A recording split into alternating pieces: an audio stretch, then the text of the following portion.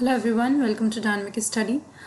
तो आज का टॉपिक है आपका steps of research. Steps of research में आज हम स्टेप 1 कवर करेंगे। ओके, तो चलिए स्टार्ट करते हैं आज की क्लास। तो सबसे पहले जो स्टेप 1 होता है आपका, वो होता है formulating the research problem. Formulating the research problem का मतलब क्या है कि देखिए, जब हम रिसर्च स्टार्ट करते हैं, कोई भी रिसर्च स्टार्ट करने का जो पहला स्टेप होता है उसमें हम ये देखते हैं कि हमें क्या रिसर्च प्रॉब्लम है, उस रिसर्च प्रॉब्लम को कौन सी ऐसी रिसर्च प्रॉब्लम है जिसको हम डील करने वाले हैं, या कौन से रिसर्च प्रॉब्लम को हम कैटर करने वाले हैं, किस रिसर्च प्रॉब्लम के ऊपर हम अपनी टोटल जो रिसर्च है वो फोकस करेंगे। तो ये हम करते हैं फॉर्मुलेटिंग द रिसर्च प्रॉब्लम में। तो ये आपका पहला रिसर्च का प्रोसेस होता है। तो बेसिकली समझ लीजिए, आपकी जो प्लानिंग स्टेज होती है आपकी रिसर्च कंडक्ट करने की, वो इंक्लूडिंग रिसर्च प्रॉब्लम को स्टडी करना, ये दोनों ही चीज़ें आपकी फॉर्मुलेटिंग द रिसर्च प्रॉब्लम में आती है। तो बेसिकली मैंने इसको थोड़ा वास्ट में आपको एक्सप्लेन करने की कोशिश की है। हाइपोथेसिस एंड जो वेरिएबल्स हैं आपके, वो दोनों चीज़ें मैंने यहाँ पे इसमें इंक्लूड की है इस स्टेप में। तो बहुत सारी बुक्स में आपको ये जो फर्स्ट स्टेप है ये 1 to 3 स्टेप में भी डिफाइन किया हो सकता है, और कई ऐसी बुक्स हैं जिसमें ये जो पहला स्टेप है इसी में आपके हाइपोथेसिस एंड वेरिएबल्स भी आपके कवर हैं, तो आपको कन्फ्यूज़ नहीं होना है। ओके, तो रिसर्च प्रॉब्लम में हम बेसिकली करते क्या हैं, तो सबसे पहले तो हम अपना एरिया देखते हैं कि हमें किस एरिया ऑफ इंटरेस्ट जो हमारा है, कौन से एरिया में हमको रिसर्च कंडक्ट करनी है। तो उसको आइडेंटिफाई करने से ये आपकी रिसर्च प्रॉब्लम स्टार्ट होती है, या वहाँ से आप फॉर्मुलेट करने लग जाते हो कि कैसे आपको अपनी रिसर्च प्रॉब्लम को बनाना है। तो सबसे पहले आप एरिया ऑफ इंटरेस्ट देखते हो। जैसे मान लीजिए कि कोई पर्सन है, उसने साइकोलॉजी में उसने डिग्री ली है और वो रिसर्च करना चाहता है ह्यूमन बिहेवियर के ऊपर। तो अगेन जो उसका एरिया ऑफ इंटरेस्ट है, अगर उसका area of interest human behaviour है, तो उसी पे वो स्टडी कर सकता है या उसी पे वो रिसर्च कंडक्ट कर सकता है। अगर आप उस पर्सन से बोलिए कि नहीं, आप ह्यूमन बिहेवियर को छोड़ के आप मैथ्स में रिसर्च करिए या मैथ्स में स्टार्स के ऊपर कुछ रिसर्च करिए, तो ऑफकोर्स वो पर्सन वो नहीं कर पाएगा। तो ऑफकोर्स सबसे पहले आपको क्या करना पड़ता है, आपको एरिया ऑफ इंटरेस्ट को चूज करना होता है। उसके बाद ये जो एरिया ऑफ इंटरेस्ट होता है, इसको आपको सब एरिया में डिवाइड करना पड़ता है। जैसे मैंने बोला कि वो साइकोलॉजी में उसने डिग्री की है और अब वो रिसर्च करना चाहता है पर्सन, और जो उसका एरिया ऑफ इंटरेस्ट है वो ह्यूमन बिहेवियर है। तो ह्यूमन बिहेवियर अपने आप में क्या है, ह्यूमन बिहेवियर अपने आप में एक बहुत बड़ा ब्रॉड एरिया है, या आप कह सकते हो बहुत बड़ा सब्जेक्ट है। उस सब्जेक्ट के अंदर उसको कौन सा सब एरिया चाहिए, मतलब ह्यूमन बिहेवियर के अंदर भी वो कैसा सब एरिया लेना चाहता है, ये उसको क्लासिफाई करना पड़ता है। तो उसको इस ब्रॉड एरिया को अलग अलग सब एरियाज में डिवाइड करना पड़ेगा। ओके, जैसे मान लीजिए मोटिवेशन हो गया, लीडरशिप क्वालिटी हो गई, या बिहेवियर ऑफ द पर्सन में criminal behaviour of the person हो गए। तो इस तरीके से उसको वो पूरा जो ह्यूमन बिहेवियर है उसको अलग सब एरियाज में डिवाइड करना पड़ेगा।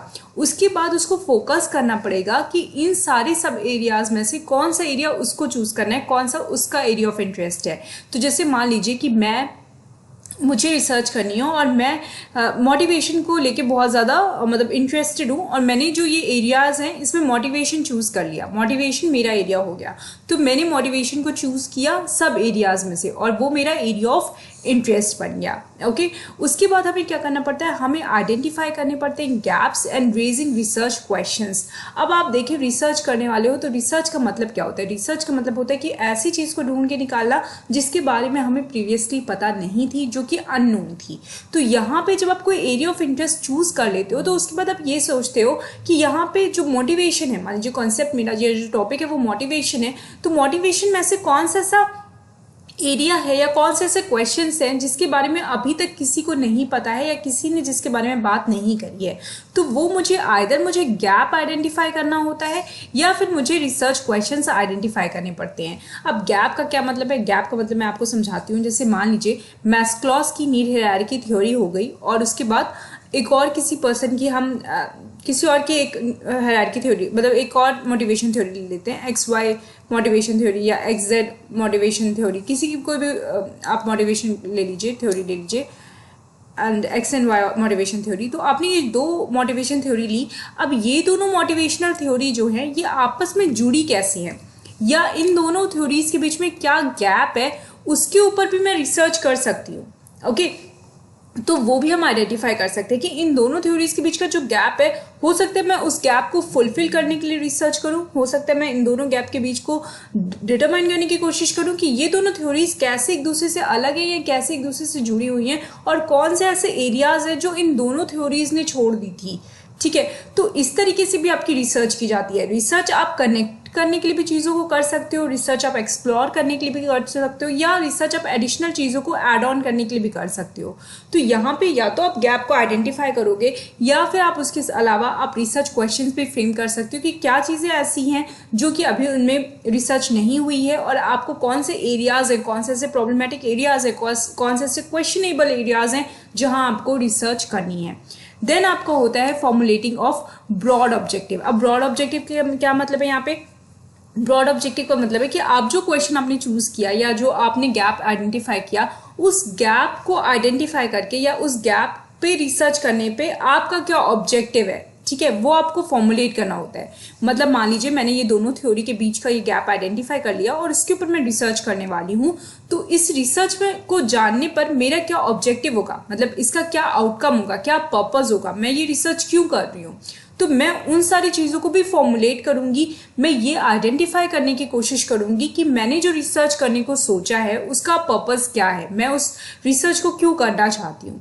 एंड आफ्टर दैट इसका क्या हो जाता है आपका, उसके बाद आपको क्या करना होता है, असेसिंग एंड रिव्यूइंग ऑब्जेक्टिव्स। फिर जो आपने ये ऑब्जेक्टिव्स को फ्रेम किया है, इनको आप असेस करोगे अच्छे से, और उसके साथ साथ आप उसको रिव्यू करोगे कि ये जो आपने ऑब्जेक्टिव फ्रेम आउट किया है, जो पर्पस आपने बनाए हैं, जिन पर्पस की वजह से आप रिसर्च कंडक्ट कर रहे हो, तो क्या वो पर्पस रियल में हेल्पफुल हैं या नहीं है, उनको आप रिव्यू करोगे प्रॉपरली।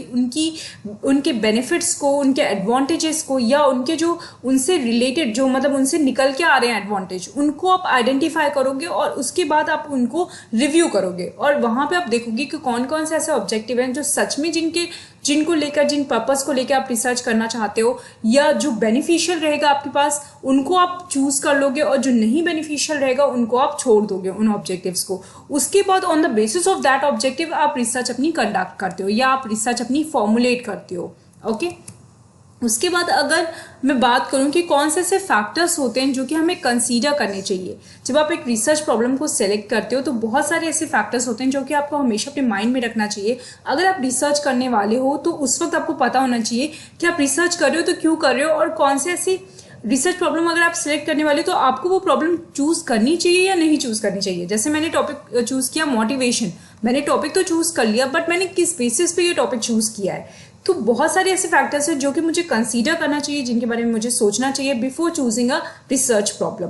तो पहला है आपका फैक्टर इंटरेस्ट। इंटरेस्ट मैंने यहाँ पे क्यों लिया है? इंटरेस्ट इसलिए क्योंकि कोई भी रिसर्च आप तभी कंडक्ट करोगे, रिसर्च का जो टाइम स्पैन होता है, जो टाइम या मनी उसमें इन्वॉल्व होती है, वो बहुत एक्सटेंसिव होती है। कभी कभी कोई रिसर्च 5 साल तक हो जाती है, या कोई रिसर्च तो 20-20 साल तक चलती हैं।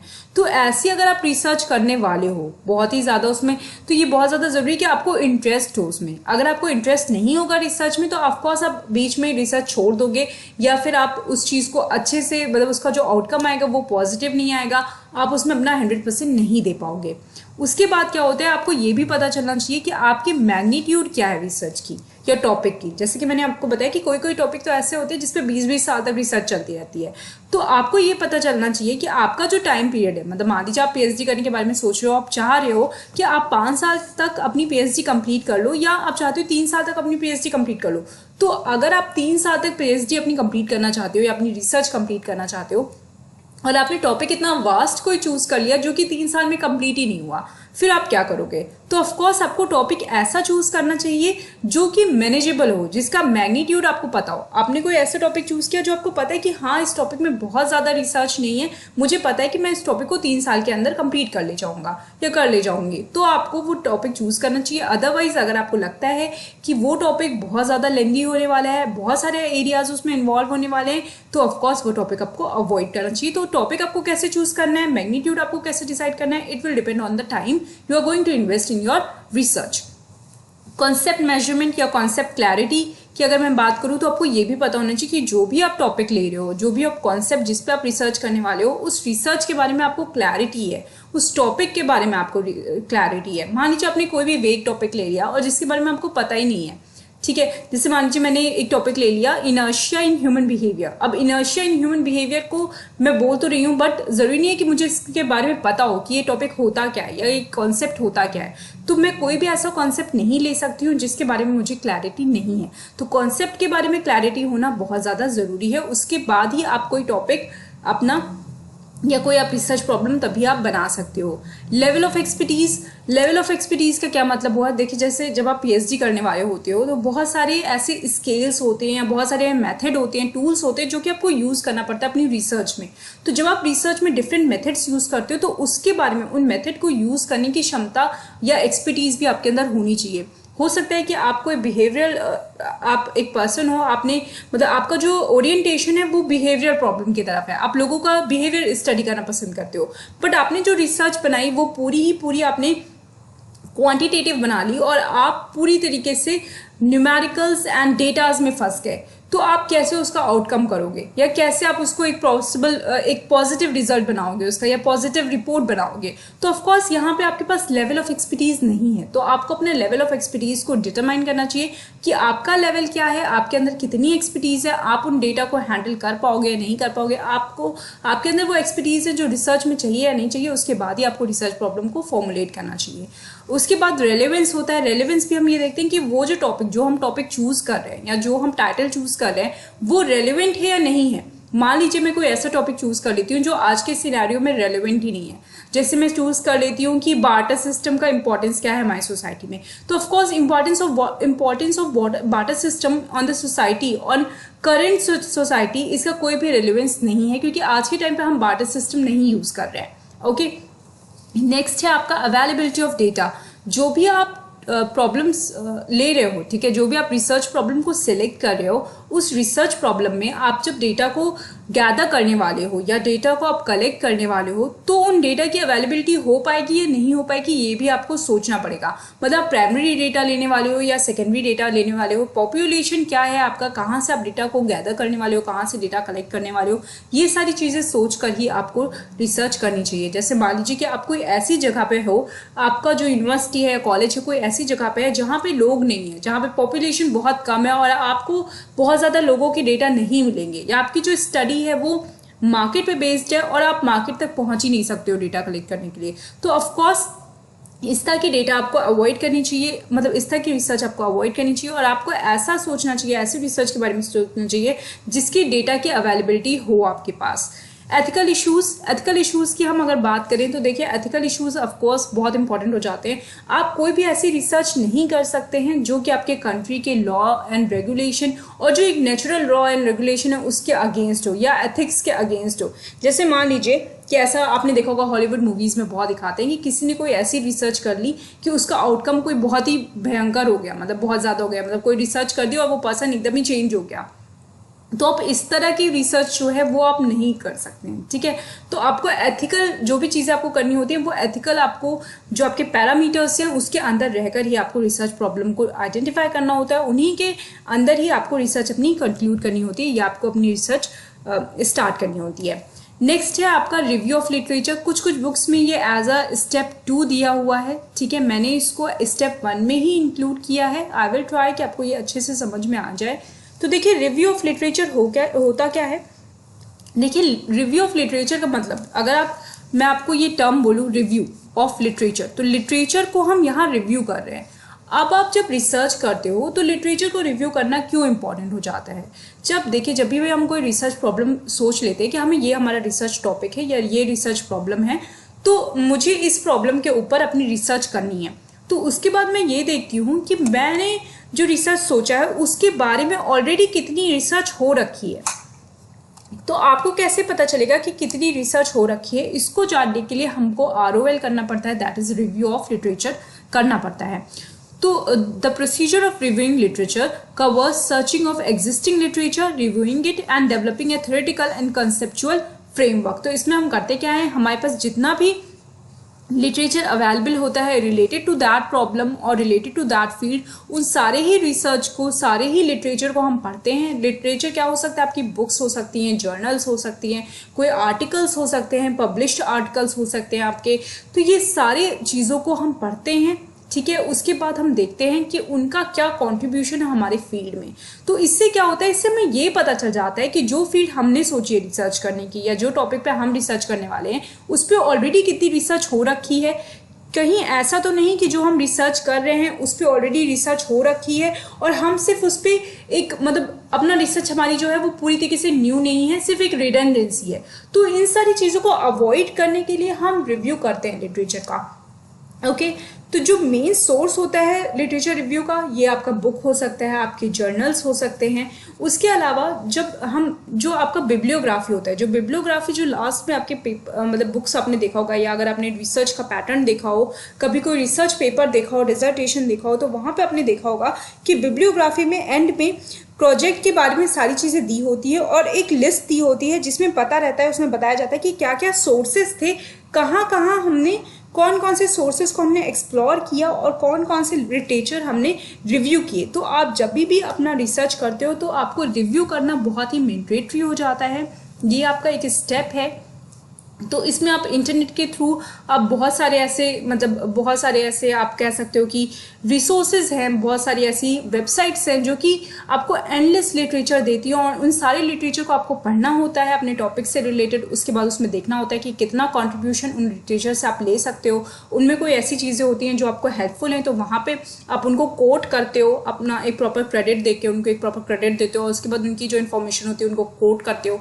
अगर कोई चीज़ ऐसी होती है जो आपको स्पेशल मेंशन करना होता है तो ये सारी चीज़ें आपको वहाँ पे बिब्लियोग्राफ में और आपको अपनी पूरे उसमें डिसर्टेशन में देना होता है कि आपने कहाँ से इन्फॉर्मेशन ली, कौन कौन से सोर्सेज थे, कौन कौन सा लिटरेचर था जो आपने रिव्यू किया। तो अगेन ये बहुत ज़्यादा इंपॉर्टेंट हो जाता है जब आप अपनी रिसर्च को कंडक्ट करते हो। पर्पस क्या होता है, क्यों हम रिव्यू करते हैं लिटरेचर को? तो सबसे पहले तो ये जो हमारी नॉलेज होती है वो उसको ब्रॉडन कर देता है। जैसे मान लीजिए कि मैंने MBA किया है एक पर्टिकुलर सब्जेक्ट में, तो मुझे अभी तक क्या पता है, मुझे सिर्फ उतना ही पता है उस चीज़ के बारे में जितना मेरे MBA में मुझे पढ़ाया गया। बट जब मैं रिसर्च करती हूँ तो मुझे उस बारे में बहुत ज़्यादा चीज़ें पता चल जाती है क्योंकि मैं सेल्फ स्टडी करती हूँ, मैं खुद से देखती हूँ कि कितनी ज़्यादा रिसर्च उसमें हो रखी है। तो जो आप एक्सटेंसिव नॉलेज गेन करते हो उस रिसर्च को करते वक्त, तो उससे आपका जो नॉलेज होता है वो बहुत ज़्यादा बढ़ जाता है। ओके उसके अलावा हमें क्लैरिटी हो जाती है उस टॉपिक की या उस रिसर्च प्रॉब्लम की और हमारा फोकस भी इंक्रीज हो जाता है उस रिसर्च प्रॉब्लम पे। हम बहुत ज़्यादा क्लियरली समझ जाते हैं कि कौन से टॉपिक जो हम टॉपिक चूज़ किए हैं उस पर हम कितनी रिसर्च कर सकते हैं या कितनी रिसर्च ज़रूरी है उस टॉपिक के लिए। उसके अलावा हमारी जो रिसर्च होती है उसकी ऑथेंटिसिटी को भी इंक्रीज करता है या इम्प्रूव करता है। ऑथेंटिसिटी को कैसे इम्प्रूव करेगा? जब आपने अगर मान लीजिए कोई ऐसी दो आपकी रिसर्च है आपके सामने, एक ऐसी रिसर्च है जिसमें रिव्यू हुआ है लिटरेचर का और एक ऐसी रिसर्च है जिसपे रिव्यू नहीं हुआ है लिटरेचर का, तो आप कौन सी रिसर्च को चूज करोगे? ऑफ कोर्स आप उस रिसर्च को चूज करोगे जिसने रिव्यू किया है लिटरेचर का, क्योंकि उससे आपको पता चलेगा कि जो पर्सन इस रिसर्च को कर रहा है उसने अपना बहुत ज़्यादा टाइम इन्वेस्ट किया है, उसने सारे सोर्सेज को पढ़े हैं और उन्हीं चीज़ों को इंक्लूड किया है जो इस पॉइंट से रेलिवेंट है या जो इस पॉइंट या रिसर्च प्रॉब्लम से रिलेटेड है। अगर कोई ऐसा पर्सन है जिसने रिव्यू नहीं किया है लिटरेचर को, तो आप उसको क्रेडिबिलिटी उसकी नहीं मानोगे, आप उस रिसर्च की ऑथेंटिसिटी को नहीं मानोगे। ठीक है, तो इसलिए अगर आप चाहते हो कि आपकी रिसर्च को ऑथेंटिक माना जाए तो इसलिए बहुत ज़्यादा इंपॉर्टेंट हो जाता है कि आप रिव्यू ऑफ लिटरेचर करिए। उसके बाद ये आपकी रिसर्च मेथोडोलॉजी जो है, आप जिस मेथड से रिसर्च करने वाले हो, जो आपने प्रोस्पेक्टिव है आपका रिसर्च का, उसको भी ये इम्प्रूव करता है, क्योंकि ऑलमोस्ट आप सबकी रिसर्च देखते हो, सबका कंट्रीब्यूशन देखते हो और उसके बाद अपनी कंट्रीब्यूशन में उनको ऐड ऑन करते हो और उसी तरीके से अपनी रिसर्च को फ्रेम करते हो। देन आपका ये भी है कि ये रिड्यूस करता है रिडंडेंसी ऑफ डेटा। जैसे मैंने आपको बताया कि जो चीज़ें ऑलरेडी नोन है, जब हम लिटरेचर रिव्यू करते हैं तो हमें पता चल जाता है कि ये चीज़ें नोन हैं तो हम उनको इंक्लूड नहीं करते हैं। तो अगेन ये हमारी रिडंडेंसी को रिड्यूस करता है। कोई भी डेटा ऐसा हम नहीं इंक्लूड करते हैं जो कि रिडंडेंसी हमारी करे। रिडंडेंसी का मतलब होता है डुप्लीकेसी। ठीक है, डुप्लीकेसी जो होती है ये इसको रिड्यूस करता है। नेक्स्ट है आपका फॉर्मुलेशन ऑफ ऑब्जेक्टिव। किसी किसी बुक में आपका ये स्टेप 3 है, बट इसको मैंने स्टेप जो आपका फर्स्ट है उसी में इंक्लूड किया है। आपको चीज़ें समझ में आ जाएंगी। मेरा पर्पज़ यही है कि इस वीडियो से आपको सारी चीज़ें क्लियर हो जाएं। They inform the reader about the research, what the research wants to accomplish through the research work. तो ऑब्जेक्टिव का मतलब क्या होता है? ऑब्जेक्टिव का मतलब होता है पर्पस। तो ऑब्जेक्टिव में हम ये डिफाइन करते हैं, जब हम फॉर्मुलेट करते हैं कि हमारी रिसर्च का ऑब्जेक्टिव क्या है, हमारी रिसर्च का पर्पस क्या है, तो हम ये डिफाइन करते हैं कि हम रिसर्च क्यों कर रहे हैं और उसके थ्रू हम क्या पाना चाहते हैं या क्या हमें मिलेगा, क्या आउटकम होगा उस रिसर्च का। जब आप कोई भी रिसर्च पढ़ते हो तो आप ये देखते हो कि आप रिसर्च पढ़ रहे हो तो उसका आउटकम क्या था, रिसर्च का रिजल्ट क्या था, तो उस रिजल्ट को हम ऑब्जेक्टिव में शो करते हैं। The wording of objective should be very precise and specific. Objective can be written under two heading, main objective और सब ऑब्जेक्टिव। तो मेन ऑब्जेक्टिव होता है आपका जिसको हम एम कहते हैं, और सब ऑब्जेक्टिव्स होता है जो कि हम इस मेन ऑब्जेक्टिव के पार्ट्स होते हैं जिनको हम फॉलो करते हैं या अकम्प्लिश करते हैं during the period of the research. तो ये आपके दो ऑब्जेक्टिव्स हो गए। उसके बाद हम बात करने वाले हैं टाइप्स ऑफ वेरिएबल्स के। अब वेरिएबल की हम बहुत बात करते हैं, जब हम हाइपोथेसिस बनाते हैं या जब हम रिसर्च करते हैं तो हम हमेशा बोलते हैं कि बहुत वेरिएबल होते हैं, मतलब या ये वेरिएबल ये था रिसर्च में या ये दूसरा वेरिएबल था। तो उनके बारे में हम बात करने वाले हैं कि वेरिएबल होते क्या हैं और ये कितने टाइप के होते हैं। तो जो पहला वेरिएबल है आपका वो है आपका इंडिपेंडेंट वेरिएबल। इंडिपेंडेंट वेरिएबल क्या होता है? इंडिपेंडेंट वेरिएबल आपका वो वेरिएबल होता है जो कि किसी भी चीज़ पे मतलब वो इफेक्ट नहीं होता है, ठीक है। जैसे मान लीजिए कि आपने कोई रिसर्च बनाई और वहाँ पे अपने दो चीज़ों को, दो फैक्टर्स को जिनको हम वेरिएबल कह रहे हैं उनको आपने माना है, ठीक है, उनको आपने कंसीडर किया है, पहला और दूसरा।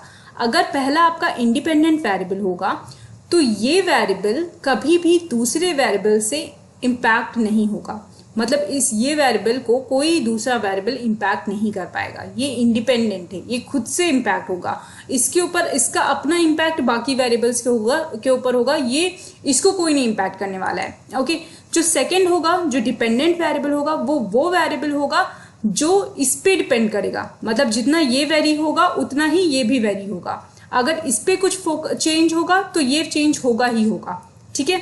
और अगर इस पे चेंज होगा तो जरूरी नहीं है कि ये चेंज हो। ओके, अगर ये इंडिपेंडेंट है तो इस पे चेंज नहीं होगा, अगर सिर्फ इस पे चेंज हो रहा है तो। समझ में आ रहा है आई होप आपको।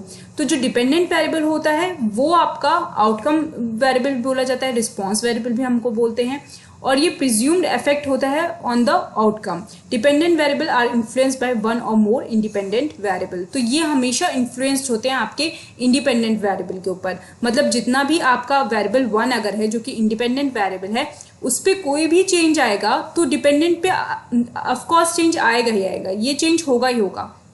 बट अगर आपके डिपेंडेंट वेरिएबल पे चेंज आएगा तो इसका मतलब ये जरूरी नहीं है कि आपका इंडिपेंडेंट जो वेरिएबल है वो भी चेंज हो ही हो। जैसे मान लीजिए कि हम सप्लाई एंड डिमांड की बात करते हैं, ठीक है। तो सप्लाई अगर मान लीजिए आपका जो है वो सप्लाई जो आपका है वो है डिपेंडेंट वेरिएबल, ओके, और डिमांड जो है आपका वो है इंडिपेंडेंट वेरिएबल। तो जब डिमांड आपकी इंक्रीज होगी, ठीक है, तो सप्लाई आपकी इंक्रीज होगी ही होगी, ठीक है। फिर जब डिमांड आपकी रिड्यूस होगी तो सप्लाई आपकी रिड्यूस होगी। अब मान लीजिए कि सप्लाई इंक्रीज हो रही है तो क्या डिमांड इंक्रीज होगी? तो ऑफकोर्स सप्लाई क्या है आपका डिपेंडेंट वेरिएबल है, तो सप्लाई इंक्रीज होगी तो डिमांड जरूरी नहीं है कि इंक्रीज हो या डिक्रीज हो, इसका इस पर कोई भी इम्पैक्ट नहीं है। सप्लाई अगर डिक्रीज होगी तो जरूरी नहीं है कि डिमांड भी डिक्रीज हो। तो मतलब इस तरीके से मैं आपको एक सिर्फ सिचुएशन दे रही हूँ, मतलब मैं एक हाइपोथेटिकल सिचुएशन दे रही हूँ आपको, ये जरूरी नहीं है कि ऐसा ही होता हो। तो ये इस तरीके से रिलेशनशिप होती है between the independent variable and the dependent variable. तो इंडिपेंडेंट वेरिएबल जो होते हैं वो आपके मैनिपुलेटेड वेरिएबल्स भी इनको बोला जाता है, एक्सपेरिमेंटल वेरिएबल भी इनको बोला जाता है, ट्रीटमेंट वेरिएबल भी बोला जाता है। अब इनको ट्रीटमेंट वेरिएबल क्यों बोला जा रहा है? क्योंकि इन्हीं को हम सारा ट्रीटमेंट देते हैं। जब हम कोई रिसर्च करते हैं तो इनको ही हम चेंज करके देखते हैं। जब इनको हम चेंज करते हैं उसके बाद हम देखते हैं कि उसका क्या इम्पैक्ट पड़ा है डिपेंडेंट वेरिएबल पे। तो जिस तरीके का इम्पैक्ट पड़ेगा डिपेंडेंट वेरिएबल पे वो हम नोट डाउन करते हैं, ओके। तो इसलिए इनको हम ट्रीटमेंट वेरिएबल बोलते हैं। एक्सपेरिमेंटल वेरिएबल इनको क्यों बोलते हैं? क्योंकि हम इनके ऊपर हम एक्सपेरिमेंट करते हैं, मैनिपुलेट करते हैं इनको, ओके, इसलिए इनके ये डिफरेंट नेम्स हैं। तो are presume to be the cause of another variable the independent variable. तो ये आपके जो इंडिपेंडेंट वेरिएबल होते हैं इन्हीं का कॉज हम देखते हैं, इन्हीं को एज्यूम करते हैं हम डिपेंडेंट वेरिएबल के ऊपर कि इनका क्या कॉज है डिपेंडेंट वेरिएबल के ऊपर। इनको डिपेंडेंट वेरिएबल को हम रिस्पॉन्स वेरिएबल क्यों कह रहे हैं? क्योंकि इनका हम रिस्पॉन्स जो है वो चेक कर रहे हैं, या इनका हम प्रिज्यूम इफेक्ट जो है या आउटकम है वो हम इनको चेक कर रहे हैं, तो इसलिए ये डिपेंडेंट वेरिएबल है। तो आई होप आपको इंडिपेंडेंट एंड डिपेंडेंट वेरिएबल एकदम ही अच्छे से क्लियर हो गया होगा। नेक्स्ट है आपका वेरिएबल मेजरमेंट स्केल। अब बहुत सारी ऐसी स्केल्स होती हैं, देखिए जो मैंने अभी आपको बताया कि जो इंडिपेंडेंट होता है डिपेंडेंट पे उसका कितना इम्पैक्ट है, तो इन सारी चीज़ों को हम मेजर कैसे करने वाले हैं, किस तरीके से हम जानेंगे कि इंडिपेंडेंट वेरिएबल या डिपेंडेंट वेरिएबल्स जितने भी वेरिएबल्स हैं उनके आपस में कितना मतलब कितना उनका इम्पैक्ट है, और वो जो इफेक्ट है उसको हम कैसे मेजर करने वाले हैं। तो उनको मेजर करने के लिए हमारे पास डिफरेंट वेरिएबल मेजरमेंट स्केल्स होती हैं, तो उनके बारे में हम बात करने वाले हैं। तो पहली जो स्केल है वो आपकी है नॉमिनल स्केल, इसको हम क्लासिफिकेटरी स्केल भी बोलते हैं। A variable which has more than one sub category is measured on this scale. जो भी वेरिएबल होता है जिसके एक से ज़्यादा सब कैटेगरी होते हैं उनको हम इस स्केल पे देखते हैं। जैसे मान लीजिए सब्जेक्ट ऑफ कोर्स करिकुलम, तो एक कोर्स करिकुलम में आपके बहुत सारे सब्जेक्ट्स होते हैं, तो यहाँ क्या हुआ, वेरिएबल क्या हुआ, कोर्स करिकुलम आपका वेरिएबल हुआ, और उसके सब कैटेगरीज क्या हुई, जो सब्जेक्ट्स हैं वो उसकी सब कैटेगरीज होती हैं। तो इस वेरिएबल को देखने के लिए, इस वेरिएबल का जो आउटकम है उसको मेजर करने के लिए हम यूज करेंगे नॉमिनल स्केल। नेक्स्ट है आपका ऑर्डिनल और रैंकिंग स्केल। ऑर्डिनल और रैंकिंग स्केल हम तब यूज करते हैं जब हमें किसी को रैंक करना होता है या किसी की रैंक हमें चेक करनी होती है। तो जैसे मान लीजिए कि marks obtained in each subject, अब ये जितने भी सब्जेक्ट्स हैं इसमें क्या मार्क्स बच्चे पाए हैं, तो मान लीजिए किसी में 7 है, किसी में 6 है, किसी में 2 है आउट ऑफ 10, तो ये क्या है, यहाँ हम रैंक दे रहे हैं, तो यहाँ पे हम क्या रैंक देंगे, इसमें 1 रैंक देंगे, इसमें 2 रैंक देंगे, इसमें 3 रैंक देंगे। तो जब हमें रैंकिंग करनी होती है या किसी को रैंक देनी होती है, सीक्वेंस देना होता है या ऑर्डर देना होता है, तो ऑर्डर, ऑर्डिनल का मतलब क्या हुआ, ऑर्डर देना, ठीक है, ऑर्डर। रैंकिंग का मतलब क्या हुआ, रैंक देना। तो जब हमें ऐसे कोई चीज रैंक देनी होती है सब ग्रुप्स को या फिर उनको ऑर्डर देना होता है तो हम ये यूज करते हैं, ये स्केल जो आपकी है ऑर्डिनल और रैंकिंग स्केल, इसको हम यूज करते हैं। नेक्स्ट है आपका इंटरवल स्केल। इंटरवल स्केल आपकी क्या होती है, इंटरवल स्केल बेसिकली वो होती है जब हमारे पास एक टाइम पीरियड होता है और उसमें एक पर्टिकुलर इंटरवल होता है, ठीक है। इंटरवल आप समझते हैं ना कि मतलब डिफरेंट टाइम पीरियड में हम चीज़ों को डिवाइड करें या हम चीज़ों को डिफरेंट इंटरवल्स में डिवाइड कर रहे हैं। तो जब हमें इंटरवल में हमें चीज़ें डिवाइड करनी होती है तो हम इंटरवल स्केल चूज करते हैं। It uses a unit of measurement with an arbitrary starting and terminating points. तो यहाँ पे क्या है, यहाँ पे starting point है और terminating point है, यहाँ पे starting point है and ending point है। terminating का मतलब आपका ending हो गया, फिर starting terminating। तो इस तरीके से जब हम अलग अलग हमारे पास पता होता है कि कब स्टार्ट हो रही है प्रोसेस और कब खत्म हो रहा है, तो इस तरीके से जब हमें इस तरह का डेटा होता है तो हम इंटरवल स्केल हम इसकी यूज करते हैं। ओके, जैसे आपका मान लीजिए एग्जाम्पल हो गया students marks in each quarter, तो हमें ईच क्वार्टर की बात करें मतलब हम 3 मंथ्स की बात करें, तो यहाँ पे हमें पता है कि हमें 3 मंथ्स में पूरे ईयर को अपना डिवाइड करना है और उन बेसिस पे उनके मार्क्स को हमें चेक करना है कि पहले इंटरवल में यानी पहले क्वार्टर में क्या मार्क्स था, फिर सेकेंड इंटरवल यानी सेकेंड क्वार्टर में क्या मार्क्स था, थर्ड क्वार्टर में क्या मार्क्स था, फोर्थ क्वार्टर में क्या मार्क्स था। तो इस तरीके से इंटरवल स्केल का हम यूज करते हैं। नेक्स्ट है आपका रेशियो स्केल। रेशियो जैसा कि वर्ड आपको समझ में आ रहा है, जब हमें किसी चीज के आपस के बीच का रिलेशनशिप दो वेरिएबल के बीच में और उनके रेशियो को आइडेंटिफाई करना होता है, या उनके सब ग्रुप्स जो होते हैं उनके रेशियो को आइडेंटिफाई करना होता है कि कितना रेशियो है, क्या इम्पैक्ट है रेशियो में, on the basis of the ratio वो हमें आइडेंटिफाई करना होता है, तो हम रेशियो स्केल का यूज करते हैं। It is use to gather quantitative information, it combines the properties of nominal, ordinal, interval scale and it has a fixed starting point. तो इसमें स्टार्टिंग पॉइंट जो होता है वो फिक्स्ड होता है, एंडिंग पॉइंट हमें नहीं पता होता है, और यहाँ पे किसी भी तरीके का डेटा हम ले सकते हैं, चाहे हम इंटरवल के बेसिस पे उनको रेशियो करें उनका, चाहे हम उनके नॉमिनल स्केल के बेसिस पे उनको करें, चाहे हम उनकी रैंकिंग के बेसिस पे करें, तो किसी भी तरीके के बेसिस पे हम उनके रेशियो को आइडेंटिफाई की कोशिश करते हैं, तो इसलिए उनको हम रेशियो स्केल बोलते हैं। नेक्स्ट है आपका एटीट्यूडनल स्केल। एटीट्यूडनल, देखिए अभी तक मैंने जितनी भी स्केल बताई आपकी, ये सारी किसके लिए थी, ये आपकी थी क्वांटिटेटिव डेटा के लिए या क्वांटिटेटिव मेथड्स के लिए थी। अब हम बात करने वाले हैं क्वालिटेटिव डेटास के लिए। क्वालिटेटिव डेटास मतलब वो डेटास जहां पे हमें लोगों के एटीट्यूड को चेक करना है। एटीट्यूडनल का मतलब ही क्या हो गया कि एटीट्यूड को हम डिफाइन कर रहे हैं यहाँ पे, ठीक है, ये एटीट्यूड से बना हुआ है, मतलब उनकी जो थिंकिंग है, उनका जो डिफरेंट उनका व्यू पॉइंट है, उसको हम यहाँ पे मेजर करते हैं, और उन वेरिएबल्स को जो वेरिएबल आपके क्वालिटेटिव नेचर के होते हैं, उन वेरिएबल्स को चेक करने के लिए हम एटीट्यूडनल स्केल का यूज करते हैं। If you want to ascertain the attitude of your population, this scale is used. The attitudinal scale are very important in qualitative research. The different type of attitudinal scales are, तो qualitative research में ये use की जाती हैं जब हमें अपनी population के एटीट्यूड को चेक करना होता है या असर्टेन करना होता है, तो हम एटीट्यूडनल स्केल का यूज़ करते हैं। पहली जो आपकी स्केल है वो है आपकी लिंकर्ट स्केल। लिंकर्ट स्केल को हम सबमिटेड रैंकिंग रेटिंग स्केल भी बोलते हैं। ये बहुत ही ईजी होती है और ये ज़्यादातर यूज़ की जाती है। और यहाँ पे क्या करते हैं, हम अजम्पशंस लगाते हैं डिफरेंट चीज़ों पे, जैसे एटीट्यूडनल वैल्यू हो गई, इंपॉर्टेंस हो गई और वेट्स हो गया। तो वेट हम देते हैं हर एक, मतलब जो भी हमारे पास फैक्टर्स होते हैं उनको एक वेट प्रोवाइड करते हैं या वैल्यू प्रोवाइड करते हैं या उनको इंपॉर्टेंस के बेसिस पे रैंक करते हैं, और उन इंपॉर्टेंस के बेसिस पर ही हम उनको जो फाइनल डेटा होता है उसको हम कैलकुलेट करते हैं। नेक्स्ट है आपका थर्स्टोन स्केल। थर्स्टोन स्केल है, इसमें हम वेट देते हैं डिफरेंट वेरिएबल्स को, जैसे मान लीजिए आपका ए बी सी डी ये डिफरेंट वेरिएबल हो गए, ठीक है। और इन वेरिएबल को अगर हमें वेट देना होगा तो हम क्या देंगे 1 3 4 5, तो इस तरीके से हम उनको वेट दे रहे हैं। ओके, तो फिर उसके बाद हम क्या करते हैं, हम इनके वेट को इंपॉर्टेंस देते हैं और उनको आपस में मल्टीप्लाई करके और उसके बाद उसका स्कोर जो होता है वो हम कैलकुलेट करते हैं। On the basis of that score हम अपनी रिसर्च को कंडक्ट करते हैं।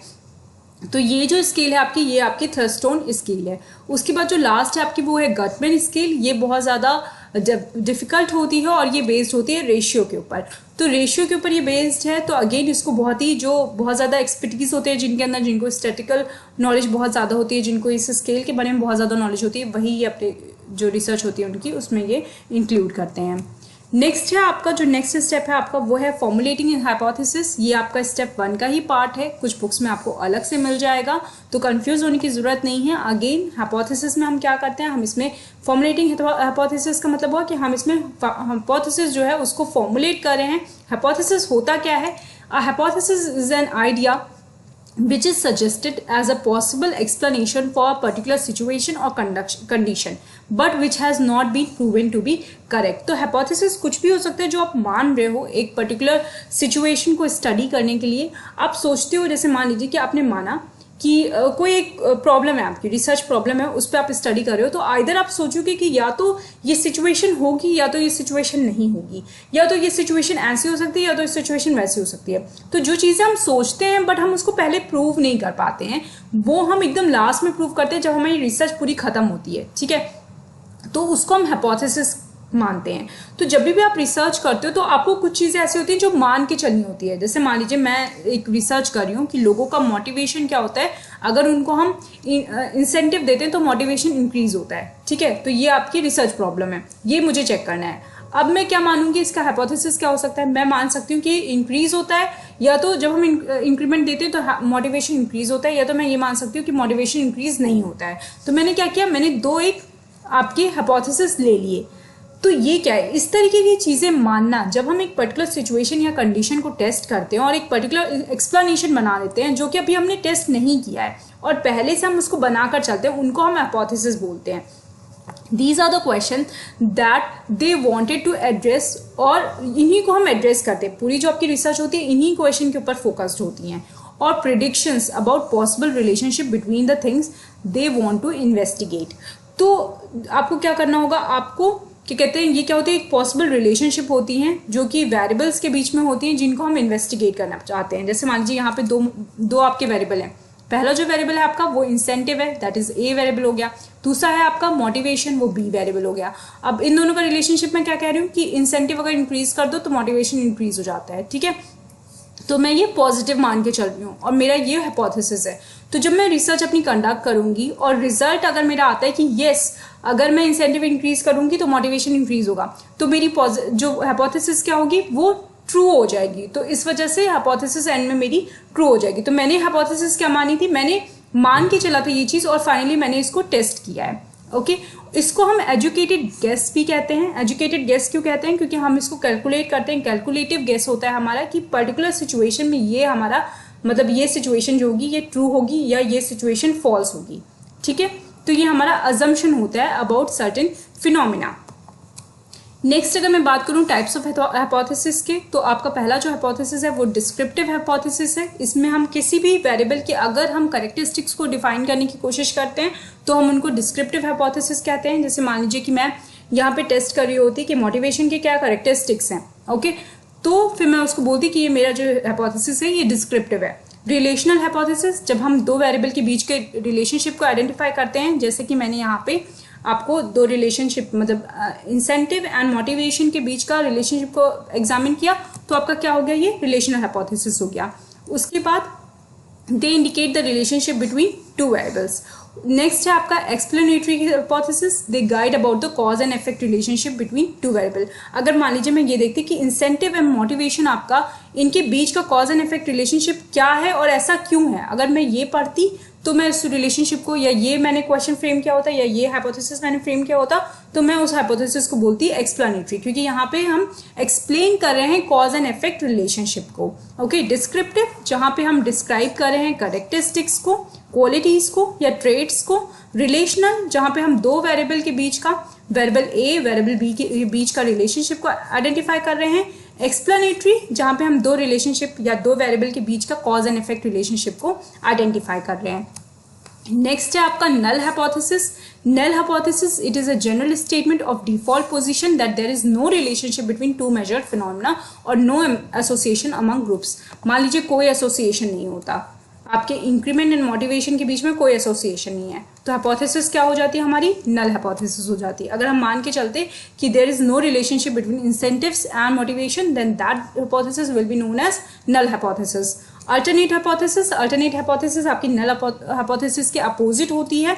Is the hypothesis that sample observation are influenced by some non-random cause, it is contrary in the null hypothesis। जैसे मैं मान लेती कि यहाँ पे जो रिलेशनशिप है इंक्रीमेंट का और आपका जो मोटिवेशन है, इनके बीच का रिलेशनशिप जो है वो अफेक्ट करता है बिकॉज ऑफ सर्टेन फैक्टर्स, तो उसको मैं बोलती कि ये आपका ऑल्टरनेटिव हाइपोथेसिस है, क्योंकि इनके बीच में आपस में रिलेशनशिप है। नल हाइपोथेसिस में कोई रिलेशनशिप नहीं होता है, ऑल्टरनेटिव हाइपोथेसिस में रिलेशनशिप होता है because of some non random cause. Okay, तो इसलिए ये दोनों जो वेरिएबल्स होते हैं ये इन्फ्लुएंस होते हैं, ये ऑब्जर्वेशन इन्फ्लुएंस हो सकती हैं, तो ऐसे हाइपोथेसिस को हम बोलते हैं ऑल्टरनेटिव हाइपोथेसिस। तो आई होप आपको ये टॉपिक क्लियर हो गया होगा, जो पहला स्टेप है आपका वो आपको क्लियर हो गया होगा। Thank you so much. अगर आपको कोई भी क्वेरी है तो आप मुझसे कमेंट में पूछ सकते हैं। Keep on watching and keep on learning.